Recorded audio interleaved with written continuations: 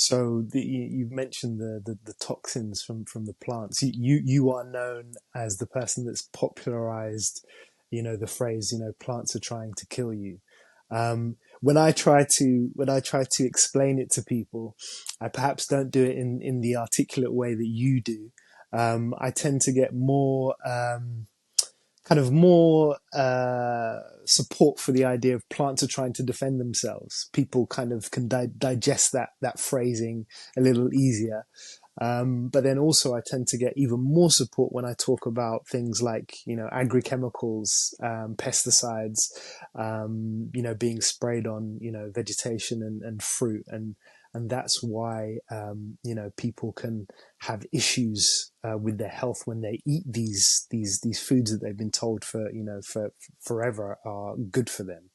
Um, but in saying that, I don't know, could you like explain the whole theory behind plants are trying to kill you, and also the benefit of eating like a meat-based diet to reduce the exposure of toxins, whether they're plant-based toxins or agri-chemical toxins? Absolutely. So they're along the same line. I mean, people wouldn't understand that we use toxins and poisons in the agricultural um, industry to stop insects and animals from eating them. We're trying to poison all these bugs. We kill about 1 quadrillion insects per year just in America. And actually, that's a big problem because we're wiping out the base of the food chain. It actually really damages the ecosystem and the food chain, and is quite harmful. The plants themselves make their own chemicals of defense, and you're right, it is a defense. It's not that they're actually hunting us down and trying to murder us.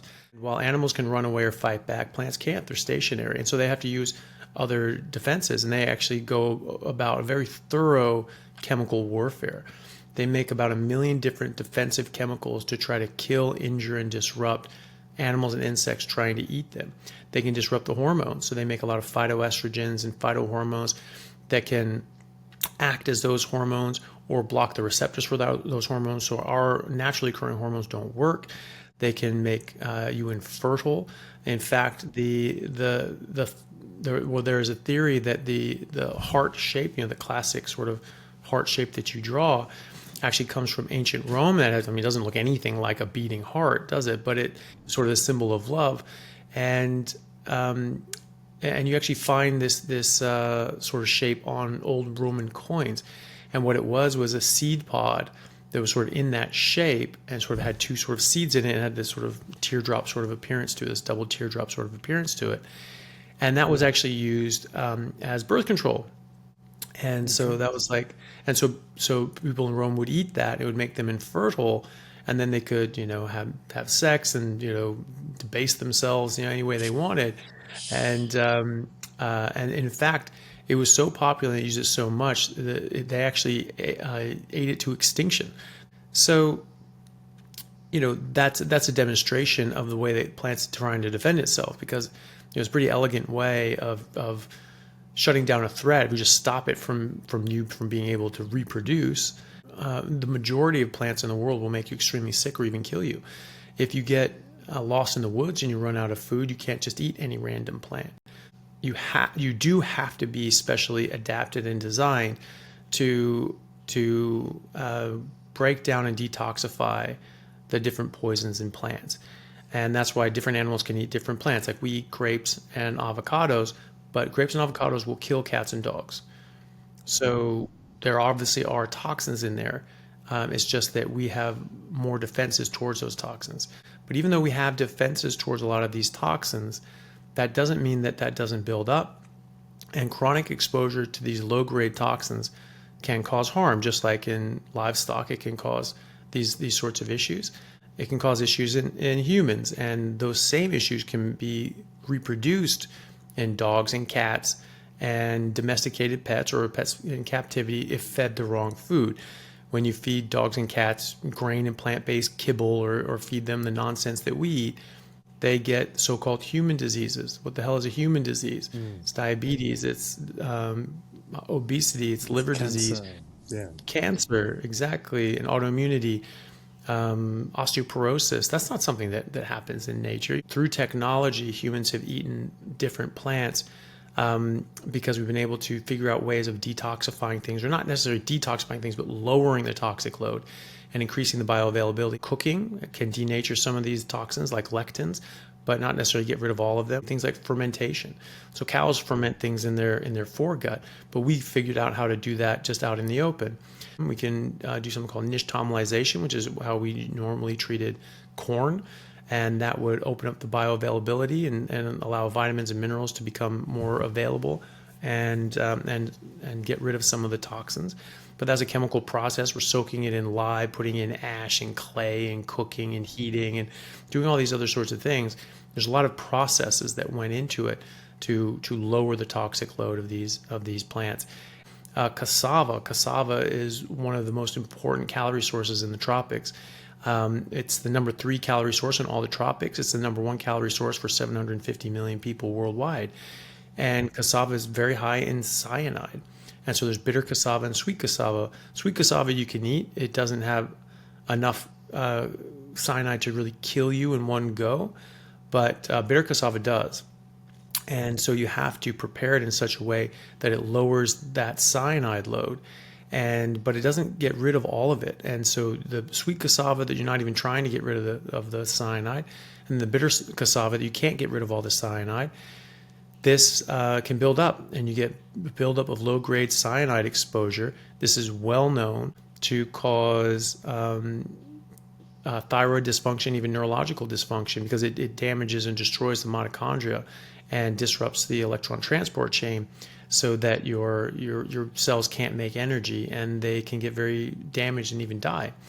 So, there are many, many, many different kinds of toxins. There's a whole class of toxins called goitrogens that just cause thyroid dysfunction and cause goiters.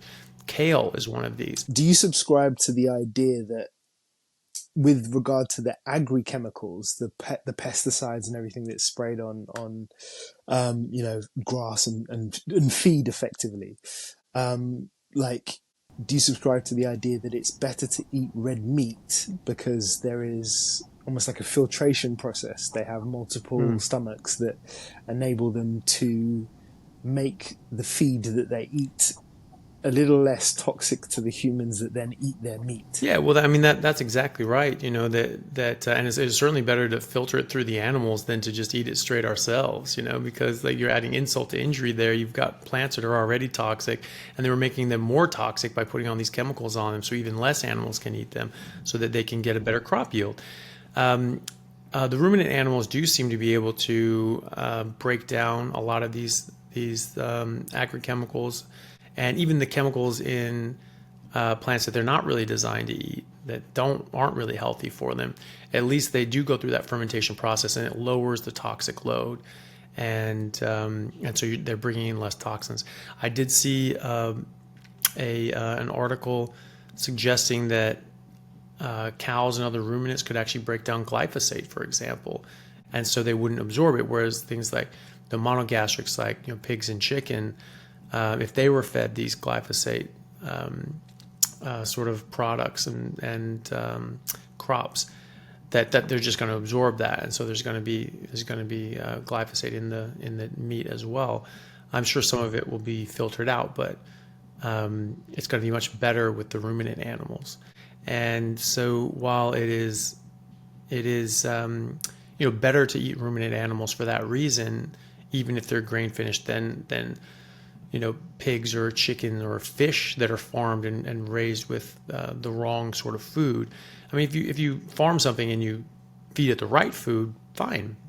But if it's being intensively fed food that it's not designed to eat, it's not going to be as healthy as it should be either.